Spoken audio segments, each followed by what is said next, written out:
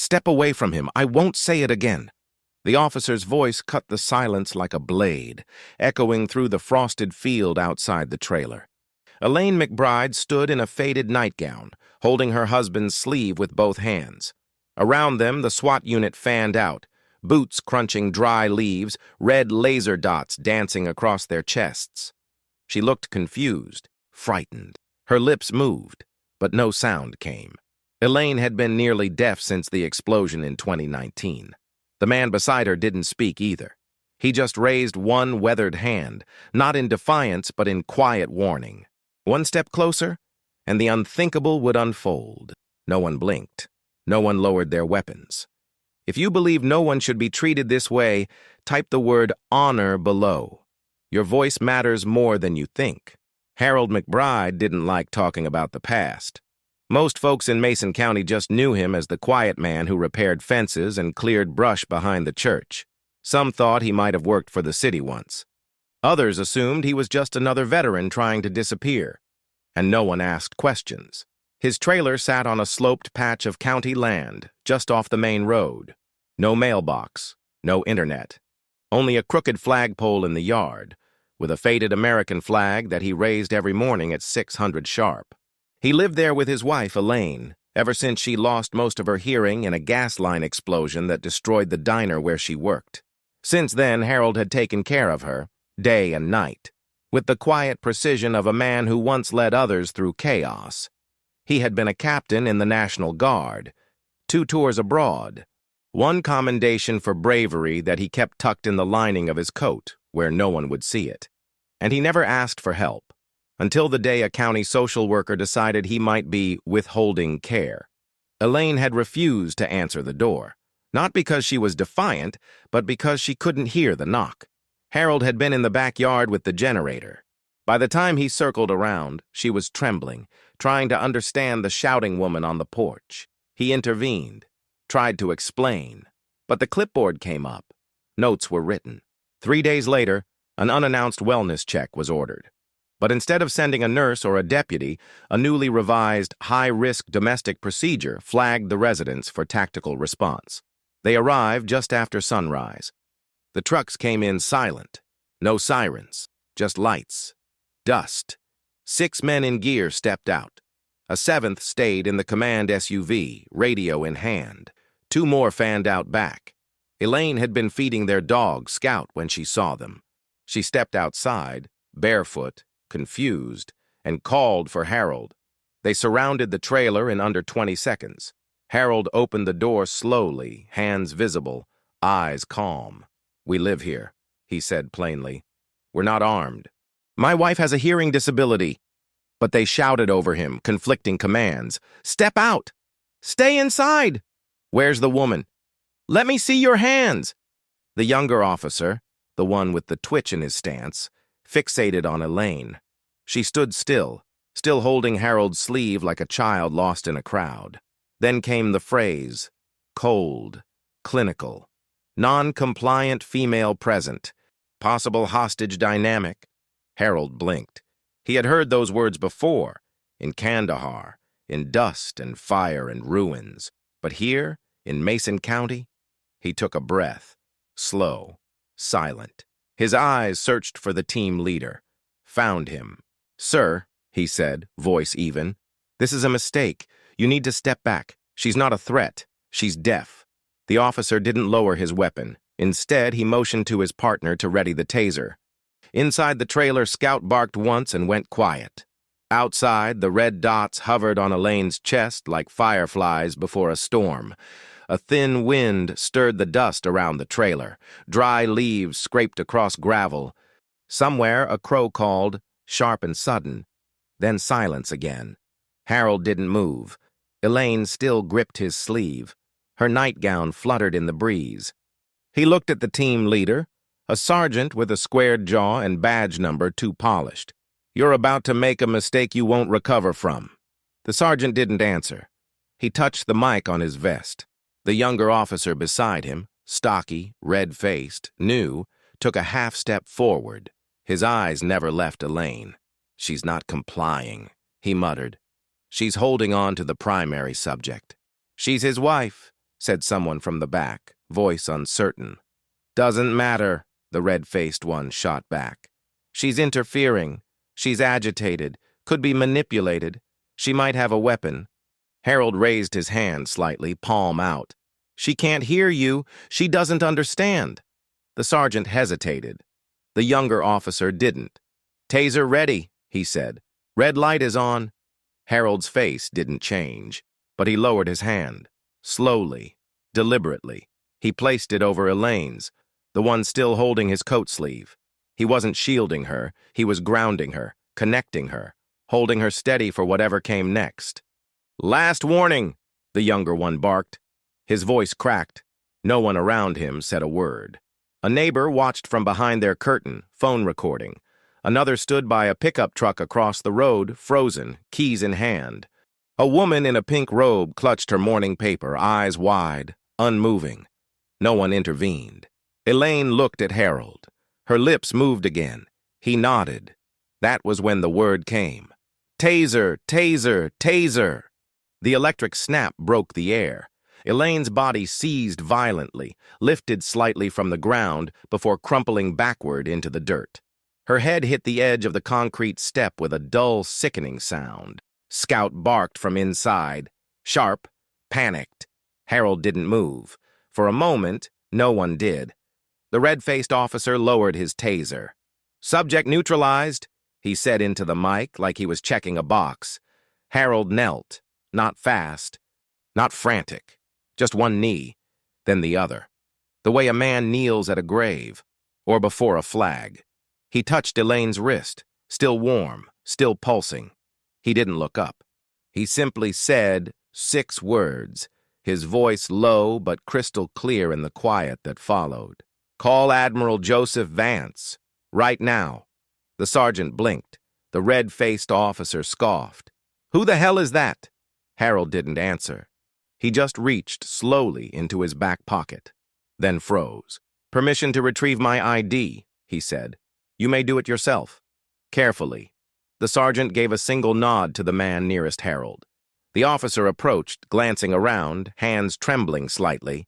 He patted the pocket, found the wallet, pulled it out.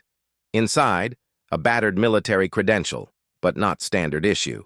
This one bore 4 classifications, a blacked-out seal, and a name that matched something he'd only ever heard in clearance briefings he wasn't supposed to attend. His mouth went dry. He handed it to the sergeant. The sergeant turned pale. Harold said nothing. Elaine lay beside him, breathing shallow, her hand still wrapped around the hem of his coat. And all around them, boots shifted. Radios clicked, orders froze. Because the man they just tried to neutralize wasn't just a veteran. He was a name they'd been trained never to forget. The SWAT team stood suspended, like a photograph no one dared move inside of. Harold remained kneeling. One of the officers whispered into his radio, but no reply came. The frequency had gone silent. Elaine stirred. A shallow groan escaped her lips as she blinked up at the sky. Her fingers twitched slightly, still tangled in the hem of Harold's coat. He leaned over her, his movements slow, deliberate. His knees cracked as he shifted his weight. The gravel dug into his joints. And then he reached into his coat, not for a weapon, not for a badge, but for something soft and worn. A folded square of cloth, old, faded, edges frayed.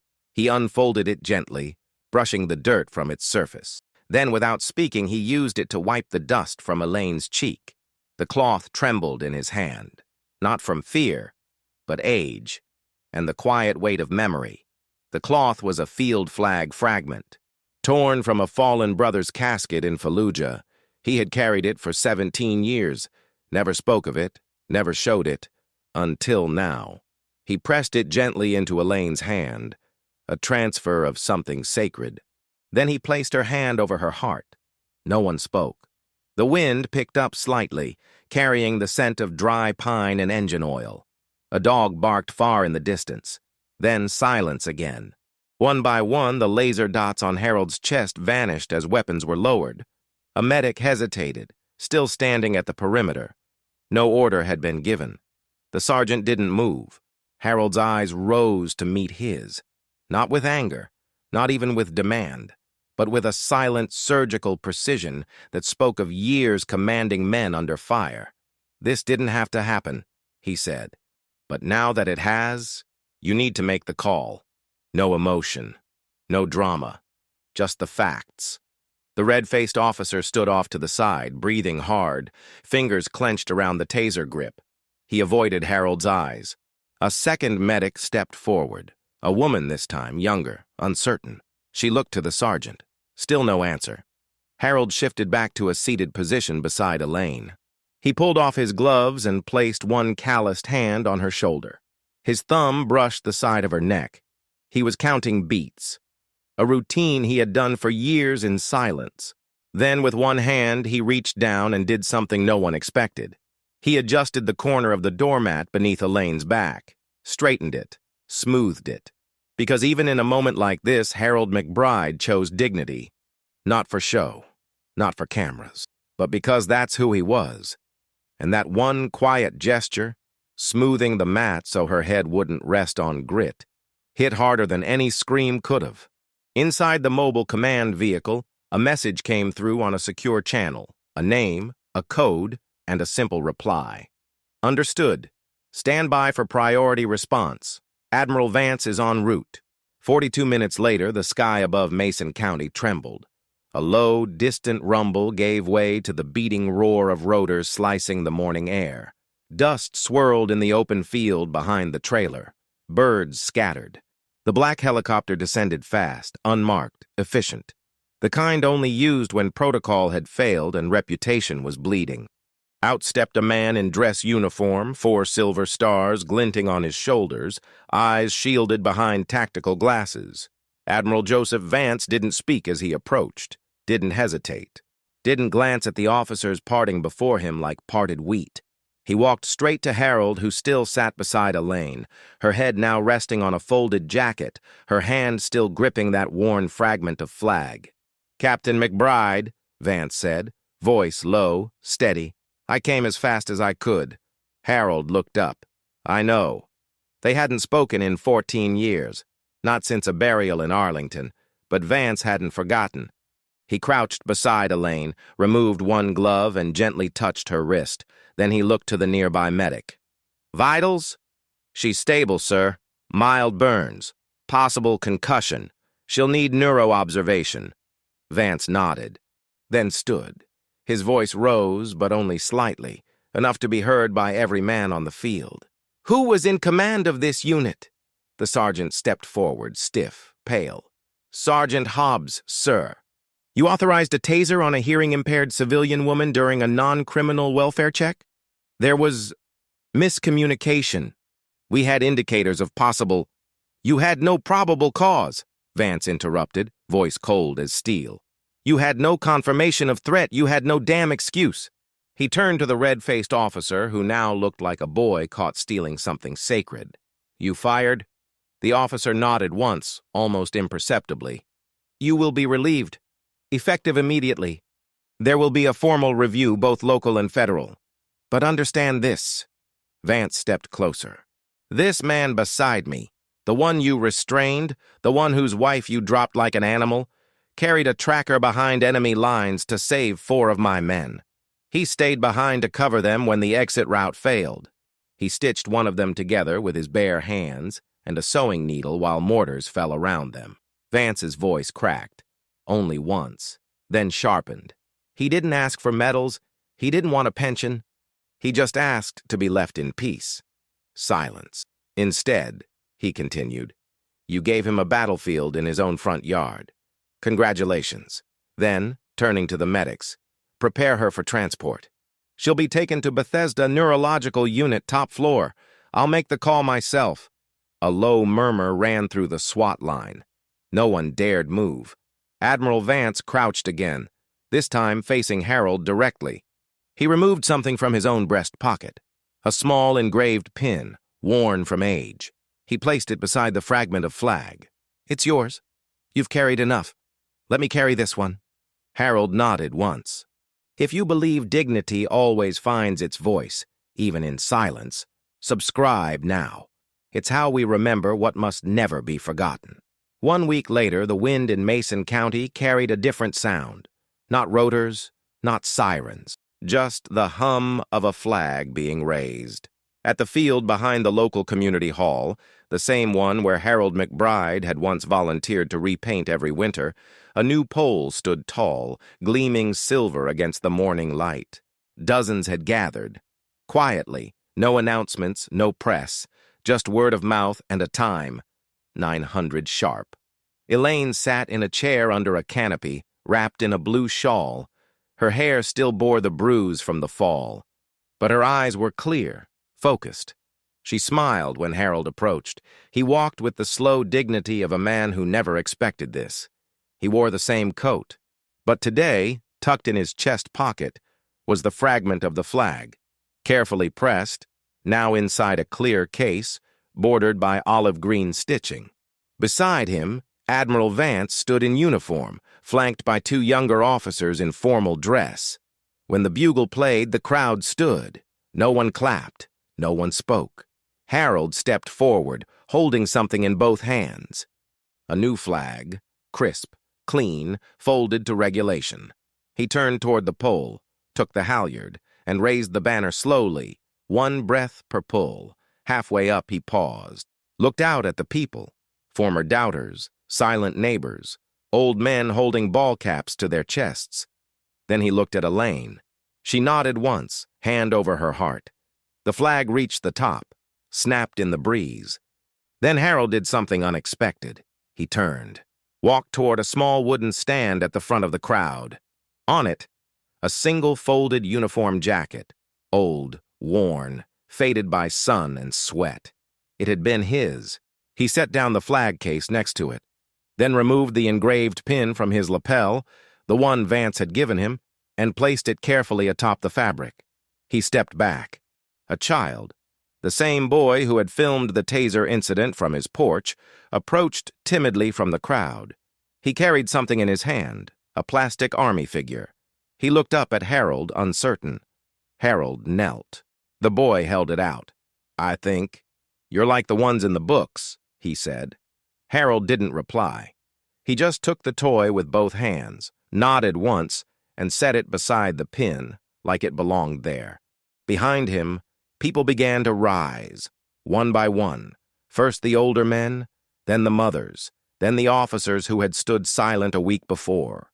No speeches, just a stillness that meant something had shifted, not erased, but acknowledged.